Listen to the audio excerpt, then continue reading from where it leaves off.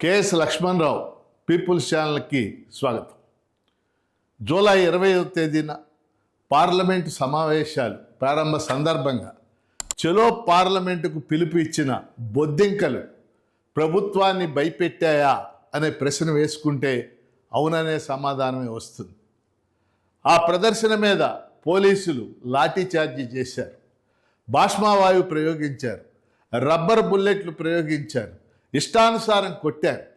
ఎందుకు చేశారు ఇదంతా కూడా? ప్రజాస్వామ్య వ్యవస్థలో నిరసన తెలియచేసే హక్కు లేదా? జంతర్ మంతర్ వేలాది నిరసన ప్రదర్శనలు చూసినటువంటి ప్రదేశం అది. ఆ ప్రదేశంలో నిరసన చేసేటటువంటి హక్కు లేదా అనేటటువంటి ప్రశ్న వేయవలసినటువంటి సందర్భం ఇది. వాస్తవంగా సుప్రీంకోర్టు ప్రధాన న్యాయమూర్తి నిరుద్యోగుల్ని యువకుల్ని ఉద్దేశించి బొద్దింకలు అని ప్రస్తావించాడు.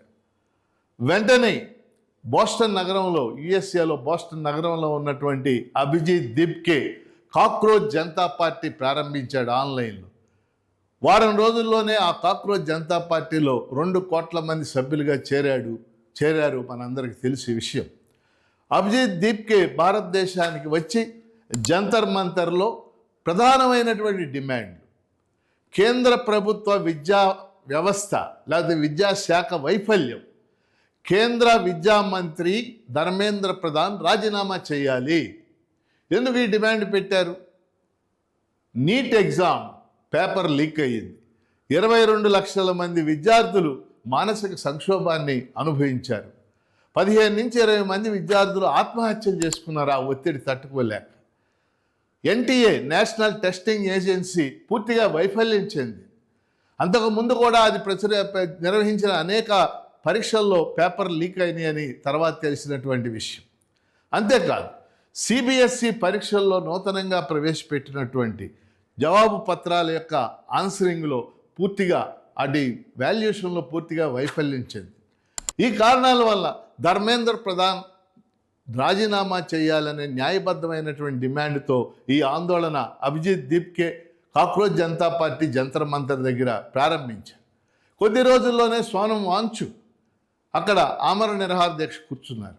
తొలి దశలో ఆయన ఆమరణ నిరాహార దీక్షను ఎవరో పట్టించుకోలేదు. సోనం వాంగ్చుక్ అత్యంత విద్యావేత్త, గొప్పవాడు, లడఖ్కి చెందినవాడు, పర్యావరణవేత్త, లడఖ్ ప్రజల హక్కుల కోసం ఇంతకుముందు కూడా అనేక పోరాటాలు చేసినటువంటి వ్యక్తి. ఆయన తండ్రి కూడా లడఖ్ ప్రజల కోసం అనేక పోరాటాలు చేశాడు. రామన్ మ్యాగ్సెసే అవార్డు గ్రహీత ఆయన. మరి ఆయన ఆమరణ నిరాహార దీక్షని తొలి దశలో ఎవరు కూడా పట్టించుకోలేదు. 20 రోజులు గడిచిన తర్వాత తప్పనిసరి పరిస్థితుల్లో పట్టించుకోవాల్సినటువంటి పరిస్థితి ఏర్పడింది. అనేక రాజకీయ పార్టీలు మద్దతు ప్రకటించింది. ముఖ్యంగా వామపక్ష రాజకీయ పార్టీలు మద్దతు ప్రకటించింది. డి రాజా ఆ నిరాహార దీక్ష శిబిరాన్ని సందర్శించారు. MA baby CPM general secretary, Brinda Karat ఇలాంటి వాళ్ళు. అంతేకాకుండా అనేక మంది సామాజికవేత్తలు, సినీ నటులు, యోగేంద్ర యాదవ్ లాంటి సామాజిక కార్యకర్తలు, ప్రకాష్ రాజు లాంటి సినీ నటులు వీళ్ళందరూ కూడా ఆ శిబిరాన్ని సందర్శించి మద్దతు ప్రకటించారు. ఇంత జరుగుతున్నప్పుడు ప్రజాస్వామ్యంలో కనీసం స్పందించవలసిన బాధ్యత కేంద్ర ప్రభుత్వం మీద లేదా? మనం ప్రశ్నిస్తూ ఉన్నాం. కేంద్ర ప్రభుత్వం కనీసం చర్చలకు పంపించాలి, ప్రతినిధులను పంపించాలి, ప్రతినిధుల చేత చర్చ జరిగేటట్టు చేయాలి. ఏమీ తెలియనట్టు, ఏమీ వాళ్ళకి ఆ విషయం పట్టనట్టు మొండికెత్తి కూర్చున్నారు. చివరికి వాంగ్చుక్ని బలవంతంగా అరెస్ట్ చేశారు. నిన్న ఈ చలో డే పార్లమెంట్ ప్రదర్శన సందర్భంగా పెద్ద ఎత్తున విద్యార్థులను అణచివేయటానికి దేశవ్యాప్తంగా వేలాది మంది అక్కడ చేరుకున్నారు. విద్యార్థులు, యువకులు, జనరేషన్ జెడ్ వీళ్ళందరినీ అణచివేయటానికి పెద్ద ఎత్తున జరిగింది. అలాగే అభిజిత్ దీప్కే కూడా దీక్ష కూర్చోడు, వాంగ్చుక్ని అరెస్ట్ చేశాడు.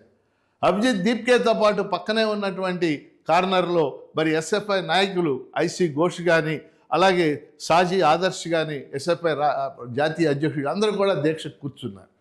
ఇవాళ JP Nadda cockroach Janata Party ప్రతినిధుల్ని పిలిచి ఏదో వాళ్ళు చెప్పింది ఈయన పంపించారు.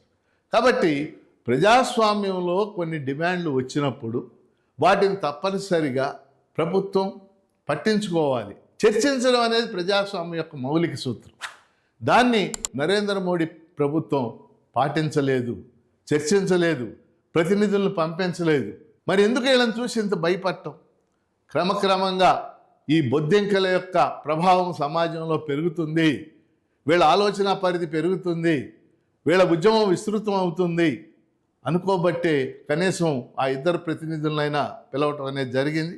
ఏదేమైనా ఈ ఉద్యమం దేశవ్యాప్తంగా సోనం వాంగ్చుక్ యొక్క నిరాహార దీక్ష కానీ, అలాగే కాక్రోచ్ జనతా పార్టీ ప్రారంభించిన ఉద్యమం కానీ, ఈ డిమాండ్లు కానీ దేశవ్యాప్తమైనటువంటి ప్రభావాన్ని కలిగించాయి, దేశవ్యాప్తమైన సంచలనాన్ని సృష్టించాయి. అయితే ఇక్కడ ఒక 2 విషయాలు మనం మాట్లాడుకోవాలి. 2011లో జన లోక్పాల్ బిల్లుని పెట్టాలి అని చెప్పేసి అవినీతికి వ్యతిరేకంగా అన్నా హజారే ఇదే ప్రదేశంలో దీక్ష చేశాడు. అన్నా హజారేకి ఆ రోజు కిరణ్ బేడీ లాంటి వాళ్ళు, బాబా రామ్దేవ్ లాంటి వాళ్ళు, ఇంకా ఇతర యోగేంద్ర యాదవ్ లాంటి వాళ్ళు కూడా మద్దతు పలికారు. ఆ రోజు మీడియా పెద్ద ఎత్తున దాన్ని ప్రచారం చేసింది. ఇక్కడ నేను చెప్పదలుచుకున్న విషయం ఏంటంటే, ఈరోజు మీడియా, జాతీయ మీడియా, ముఖ్యంగా కార్పొరేట్ మీడియా, ఇవాళ మీడియాలో పెద్ద సంస్థలన్నింటినీ కూడా కేంద్ర ప్రభుత్వం నియంత్రణ చేస్తూ ఉంది మనకు తెలుసు. జాతీయ మీడియాలో ఉన్నటువంటి కార్పొరేట్ మీడియా మొత్తం కూడా ఈ మొత్తం వాంగ్చుక్ యొక్క దీక్ష కానీ, లేకపోతే నిన్న జరుగుతున్నటువంటి ఈ చెలో పార్లమెంటుకు సంబంధించినటువంటి కానీ ప్రచారం పెద్ద చేయలేదు, ప్రసారం అసలు చేయలేదు. ఏమిటి కారణం? మరి ఆ రోజు ఎందుకు చేశారు 2011లో, ఈరోజు ఎందుకు చేయలేదు? మనందరం కూడా గ్రహించాల్సినటువంటి విషయం. అయితే కార్పొరేట్ మీడియా చేయకపోయినప్పటికీ ఆ రోజుకి ఈ రోజుకి వచ్చిన పెద్ద తేడా ఏంటంటే సోషల్ మీడియా ప్రభావం విస్తృతంగా పెరిగింది. కాబట్టి సోషల్ మీడియా విస్తృతంగా దీన్ని ప్రసారం చేసింది, ప్రచారం చేసింది.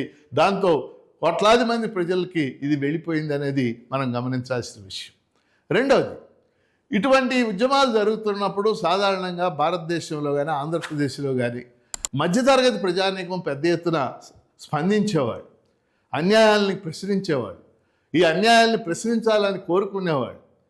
అలాంటి వాటికి సంబంధించి ఏదన్నా వస్తే నిరసన ప్రదర్శనలో పాల్గొనేవాడు.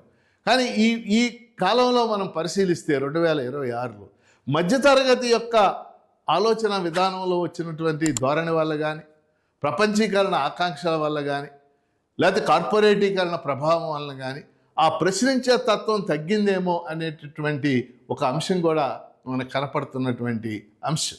అందుకని మనం ప్రజాస్వామ్యంలో ఒక న్యాయబద్ధమైన ఉద్యమం జరుగుతున్నప్పుడు మనం ఎలుగెత్తి చాటాలి, మాట్లాడాలి, దాన్ని కనీసం సమర్థించాలి.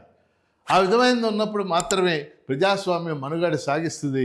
లేకపోతే ప్రజాస్వామ్యం మనుగడ లేకపోతే మనకి మాట్లాడేటటువంటి అవకాశం కూడా ఉండదు. ఏదైనప్పటికీ ఈ బొద్దింకలు, ఈ కాక్రోచ్లు ప్రభుత్వాన్ని భయపెట్టాయి అనేది మనకు అర్థమవుతున్నటువంటి విషయం. ఖచ్చితంగా ప్రభుత్వం భయపడింది, అందుకే పెద్ద ఎత్తున దౌర్జన్యకాండ చేసింది.